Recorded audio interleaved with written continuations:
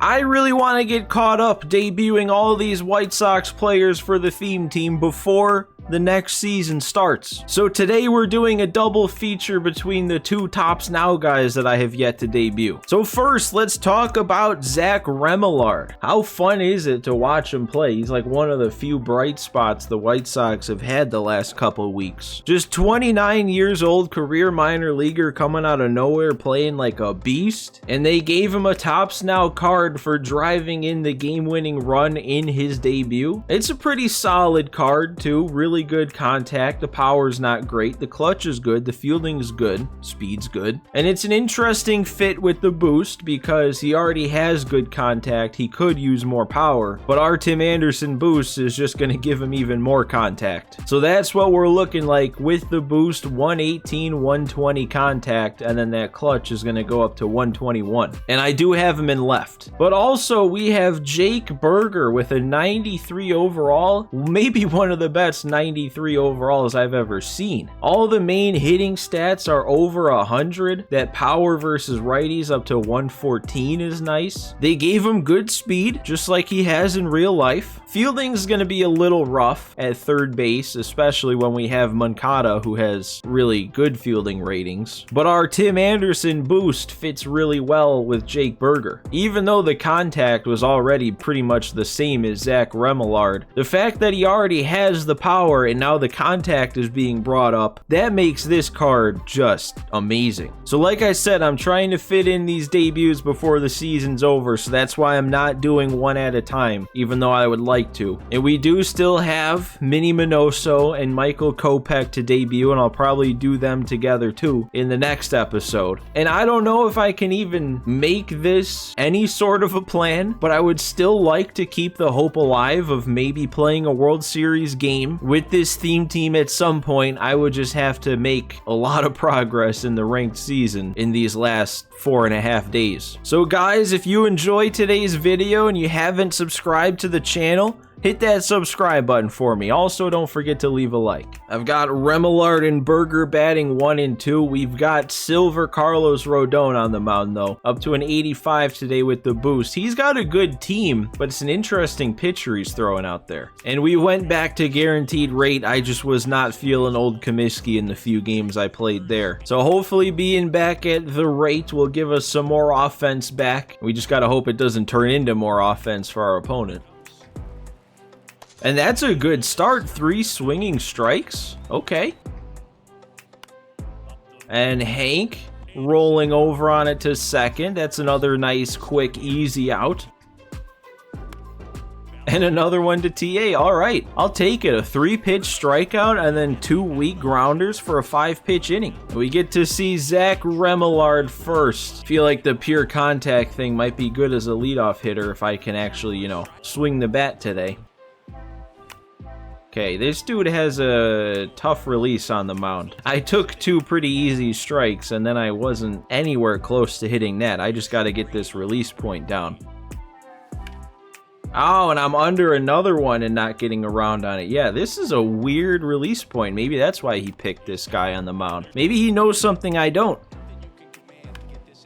And that time I'm a little early. You go the other way on that exact swing. That could have been interesting. The cool thing about that Jake Burger card is it's based on that walk-off grand slam. And I have a little bit of a story about that walk-off grand slam. I hardly ever make any bets on sports. I don't really do that often. But for that game, all the way back in beginning of June, whenever that was, I decided to throw a bet on it. So I did a little same game parlay, and by the end of it, by that last Jake Burger at bat, the 2 things that I needed to have happen to win my parlay bet was for Jake Burger to get just 1 hit. He was hitless to that point, and I needed the White Sox to score at least 6 runs. And Jake Burger was stepping up to the plate with the bases loaded, 2-2 tie. So literally the only way that my bet could hit was if he hit a home run to win it, because a base hit, the Sox wouldn't have been able to score 6 runs at that point. So the fact that he actually came up and hit a grand slam to win me the bet, I didn't even bet much. I only won like $5 on it or something, but just the thrill of that was It was just a lot of fun. Probably not a good thing to have fun betting, but I'll always remember it. And that was another just really easy inning on the mound there. Oh, and that's really going to stay fair, man? I'm not going to catch a break? It can't just go foul? There's no reason I should be swinging at that, though, in the first pitch of an at-bat. Oh, man, and that one's going fair, too. Oh, you know it's not a good day when you're getting mad at the game for not letting you hit foul balls on bad swings. Abreu the other way, I don't think that has enough to either tail away or get over his head. Wow. All right, we'll take that, though. We will take that. We have to keep him at nothing because I don't know if I'm going to be scoring. Ah, there we go. He's going to get the first hit there. That, though, could be two. Get us back to facing the minimum. All right. This is like the quickest 3 innings of a ranked game maybe ever. I mean, really, I've thrown like not even 20 pitches. He's thrown 15 pitches. I was okay. I can't pick up what this guy's throwing. Something about his release point is just messing with me. Like, look at that. It's 97 on all-star difficulty, and I don't think I've gotten around on a single fastball. And TA, that's just another weak hit. That's not helping me that I'm swinging at that pitch consistently, too. What's going on? Ooh, broken bat. Can we, like, do something, Grandal? Oh my god, what? Okay. No harm yet. That, we're gonna try for 2. Another broken bat, and we got it. 2 hits, but 2 double plays turned have kept him at the minimum. I was really hoping to have this release point figured out by the time Remillard and Berger came up again, but here we are. And I'm still late on the fastball. I can't pick up the speed. Hey, there we go. I was out in front of a fastball. And that one, no, come on. Oh, and now I'm pulling it too far foul. He's just dialing it in. Come on, Remillard. Ah, I blew it for him by swinging at one out of the zone.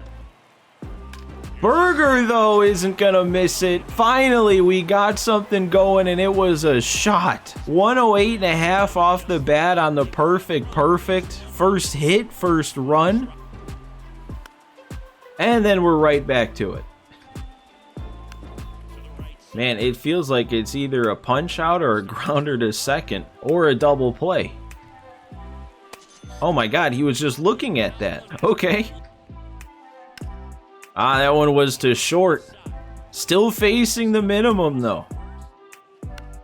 Frank, I'm early on the cutter. I actually thought I waited back. I thought I saw that pretty well. Oh, wait, that was a no-doubter.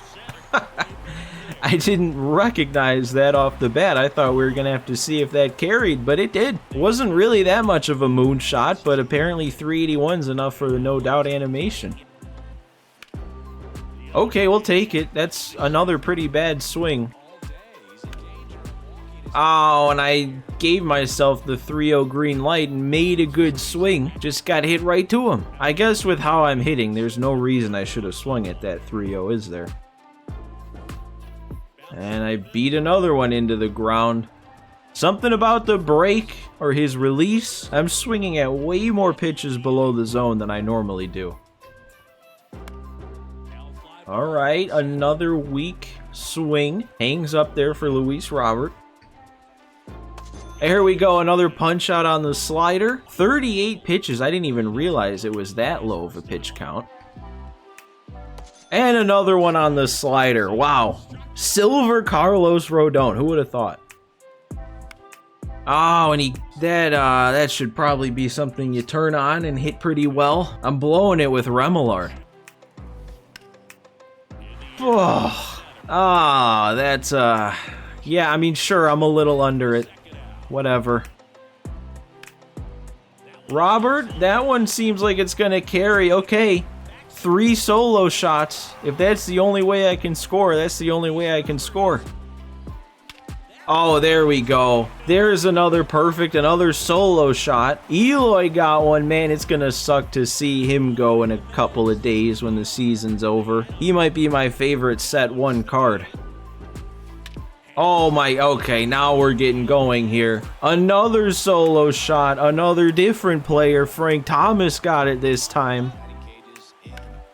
And Abreu, a base hit. What does that mean? Oh, and oh wait, that's another hit. Oh my god. He's 2 for 2 on very late swings on a curve below the dirt.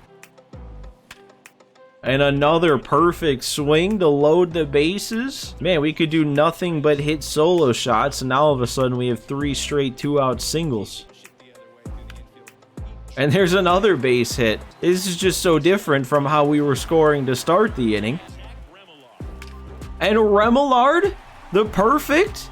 If that leaves, this game's over. Oh my god. Where did all that come from? So they both got one. Both Remillard and Berger got a perfect shot. But Remillard's was the walk-off grand slam. Man, we were heading into that inning. I think it was only 2-0. I think that was an 8-run inning. Look at this. Everybody got a hit. We had 6 home runs and nobody hit more than 1. And how about Zach Remillard being the one to hit the walk-off grand slam? The only thing I said about him before the game was how he's all contact and not much power. So of course he hits one out to finish it. I think this is almost exactly what I said at the end of the last episode. As I said something like, I just want to see this team achieve its full potential when it comes to hitting with how good some of these position player cards are. And I said all I wanted to see was perfects over and over, and then have our mercy rule happen in the 4th. The only thing that didn't happen was it